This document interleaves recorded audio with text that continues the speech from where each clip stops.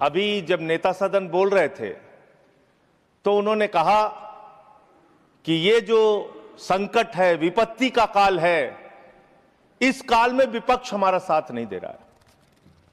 ये विपत्ति आ पड़ी है, आई हुई विपत्ति है, इसमें तो सबको साथ देना चाहिए।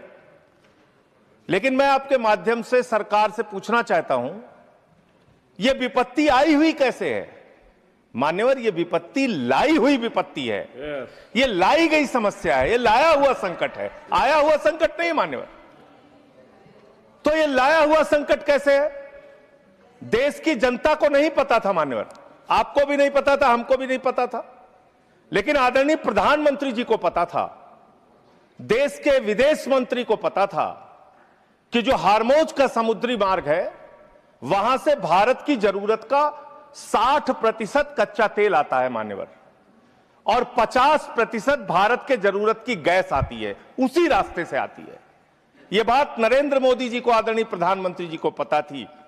तो मैं आपके माध्यम से पूछना चाहता हूं कि जब वो हार्मोज का समुद्री मार्ग 60% से ज्यादा ईरान के रास्ते में आता है, ईरान के कब्जे में आता है, तो ईरान से तू कौन मैं खामखा जबरदस्ती झगड़ा करने की आपको जरूरत क्या थी? इसलिए आपने जानबूझकर देश को संकट में डाला है। यह संकट आया हुआ संकट नहीं है, यह लाया हुआ संकट है, और इस लाए हुए संकट के सबसे बड़े जो प्रायोजित किया है जिन्होंने संकट, उसका नाम है देश के प्रधानमंत्री आदरणीय नरेंद्र मोदी जी।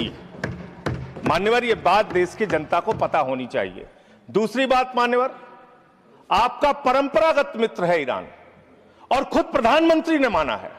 प्रधानमंत्री जी जब गए थे ईरान की यात्रा में, उन्होंने कहा भारत और ईरान की दोस्ती इतिहास से भी पुरानी है। यह प्रधानमंत्री के वक्तव्य हैं। उन्होंने खामेनेई जी को कुरान की पांडुलिपि भेंट की थी 7वीं शताब्दी की मान्यवर। उन्होंने चाबार पोर्ट का समझौता किया था, जिसका बखान प्रधानमंत्री ने खूब किया कि भारत का व्यापार बढ़ जाएगा, पाकिस्तान की अब हमें जरूरत नहीं पड़ेगी, अब हम अपना एक अलग रास्ता बना के और भारत के व्यापार को बढ़ाएंगे। और वहां पर सरकार ने सैकड़ों करोड़ रुपए चाबार पोर्ट पे वेस्ट किया। 2019 तक भारत को ईरान से सस्ता तेल मिलता था, रुपए में तेल मिलता था, गैस मिलती थी, हमारा मित्रतापूर्ण संबंध था उनसे। लेकिन भारत के प्रधानमंत्री खामेनेई की मौत पे खामोश रहते हैं। 160 स्कूली बच्चे मार दिए जाते